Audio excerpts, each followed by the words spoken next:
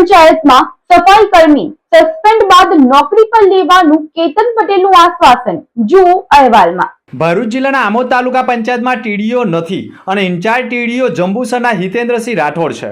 રવિવારની રજાના દિવસે કારોબારી અધ્યક્ષ કે જેના પતિ કેતન પટેલને તાલુકા પંચાયત સાથે કોઈ જ લેવા દેવા નથી તેવા કેતન પટેલ રજાના દિવસે કચેરીની હિસાબી શાખા તથા અન્ય ઓફિસોમાં કાગળિયાઓ ફંફોડવા મુદ્દે વિડીયો વાયરલ થતા સફાઈ કર્મી પાસે તાલુકા પંચાયતની ચાવી હોય, જેથી ટીડીઓએ કારોબારી અધ્યક્ષના પતિ સામે કાર્યવાહી કરવાના બદલે એક સામાન્ય 8,000ના પગારદાર અશોક સોલંકીને સસ્પેન્ડ કરતા વાલ્મીકી સમાજમાં રોષ ફાટી નીકળતા તાલુકા પંચાયત નજીક કારમાં બેસી સસ્પેન્ડેડ સફાઈ કર્મીને પરત નોકરી પર લેવાનું આશ્વાસન આપતા અને તે જ સમયે મીડિયા પણ કેતન પટેલ પાસે પહોંચી જતા તેઓએ ગાડીનો સેલ મારી ઊભી પૂંછડીએ સ્પીડમાં ગાડી દોડાવી રફુ ચક્કર થઈ ગયા હોવાના વિડીયોમાં કેદ થયા છે।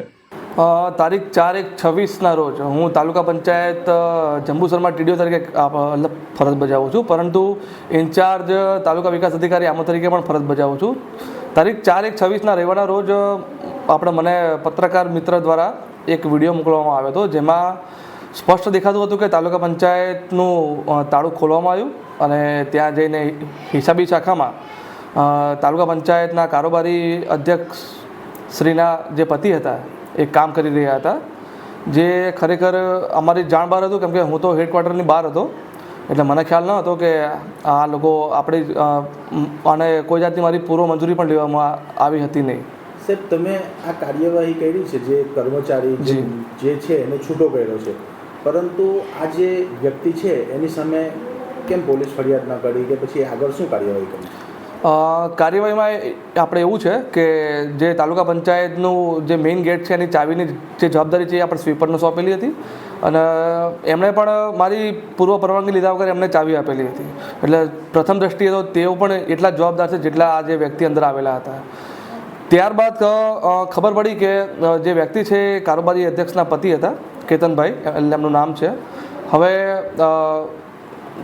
કોઈ જાતની પરવાનગી તો હતી નહીં, એટલે પછી એમાં આપણે કારોબારી અધ્યક્ષના પતિને એટલે કે કારોબારી અધ્યક્ષ શ્રી જે છે એમના એક નોટિસની બજવણી કરીએ છીએ અને એ બજવણીનો એક રિપોર્ટ છે માનનીય જિલ્લા વિકાસ અધિકારી સાહેબને પણ આપણે ગઈકાલે સાદર કરી દીધો છે। આ સાથે સાથે જે શાખામાં તેઓ કામ કરી રહ્યા હતા એ શાખાધિકારી શ્રી મુકેશભાઈ પટેલ કે જેઓ ડેપ્યુટી એકાઉન્ટન્ટ તરીકે ફરજ બજાવે છે, આપણે તેઓને બી નોટિસ શરૂ કરી છે અને તેઓનો બી ખુલાસો આવ્યો છે, જેમાં એવું લખેલું હતું કે મેં તો કે હિસાબી શાખામાં તાળું મારેલું હતું, પણ જે બહાર ચાવી લટકતી હતી એ ચાવી એમણે જાતે લઈને ચેમ્બર ખોલેલી હતી, એટલે પ્રાથમિક દ્રષ્ટિએ જે પ્રવેશનાર વ્યક્તિ છે એ જવાબદાર જણાય છે। શું કાર્યવાહી કરવામાં આવશે આગળ છે? પંચાયત અધિનિયમ 1993ની કલમ 30, જેમાં પંચાયત પદાધિકારી શ્રીના જે ગેરલાયકાતો બાબતોના જે નિયમો છે એમાં નિયમ જ અન્વયે એ ગેરલાયક ઠરે છે, એટલે એ બાબતનું જે રિપોર્ટિંગ છે એ માનનીય જિલ્લા વિકાસ અધિકારી સાહેબને અહીંથી કરી દેવામાં આવ્યું છે। સાહેબ, જે કર્મચારીએ તમને કીધું કે એમની જાણ બહાર કામ કરવામાં આવ્યું છે, તો એના કોમ્પ્યુટરના જે લોક હોય છે એ લોક એમની પાસે કેવી રીતના આવ્યો?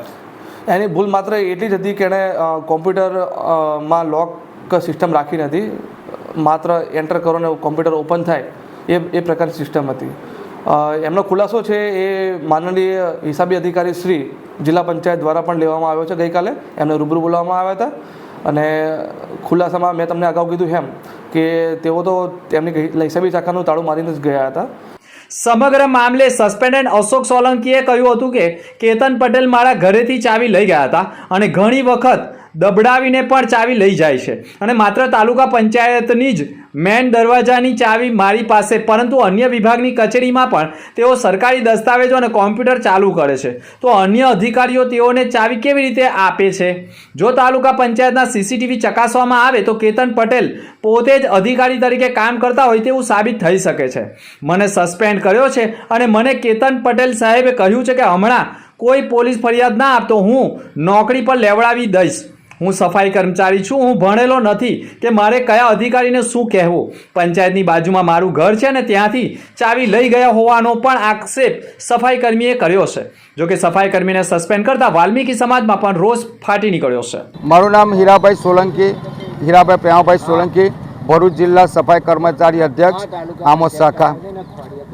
આજ રોજ હું આપણા માધ્યમથી જણાવું છે કે તારીખ 5/1/2026ના રોજ તાલુકા પંચાયત કાર્યાલયની અંદર સફાઈ કામદાર તરીકે ફરજ બજાવતા અશોકભાઈ ભૈલાલભાઈ સોલંકીને તાલુકા પંચાયતના કારોબારી અધ્યક્ષના પતિ શ્રી કેતનભાઈ પટેલ તેઓએ બહાર રોડ પર ગાડી ઊભી રાખી અને તેમને બૂમ પાડી, પરંતુ અશોકભાઈ નાહવા બેઠેલા તો એમના પુત્ર આવીને સાંભળ્યું. તો એમના પુત્રને એવું કહે છે કે ભાઈ તાલુકા પંચાયત ચાવી લ્યાલ, મને તો લોક ખોલી આલ કે. તો પેલા ભાઈએ ના પાડ્યું છોકરાએ કે સાહેબ આજે રવિવાર છે, હું કેવી રીતના ખોલું? તો કે તું તારી માટે તું બધો નેતા ના બને, તું મને કાયદો ના શીખવાડ કે. અમારા અંગત કામ છે, એના માટે અમારે તારું ખોલવું છે, તું તારું ખોલી આલ કે. નહીં તો કે તને પાછું એમ બોલે કે તું તારી ઓકાત મેં, તમારી ઓકાત શું છે, તારી કાસ્ટ શું છે, તારી જાતિ શું છે.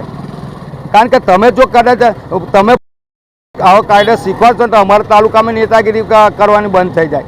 માટે આપ સાહેબને મારી જિલ્લા વિકાસ અધિકારી સાહેબ અને ગાંધીનગર બેઠેલા અધિકારી તેમજ પદાધિકારી મારી વિનંતી, મંત્રી સાહેબને મારી વિનંતી કે આમોદ તાલુકા પંચાયત સફાઈ કામદાર વાલ્મીકી સમાજના જે અશોકભાઈ ભૈલાલભાઈને જે છૂટા કરેલા એને દિન 2 મે જો કામ પર લેવામાં નહીં આવે તો ના છૂટકે મારે આમોદ તાલુકા પંચાયત કાર્યાલય સામે હડતાલ પર જવાની ફરજ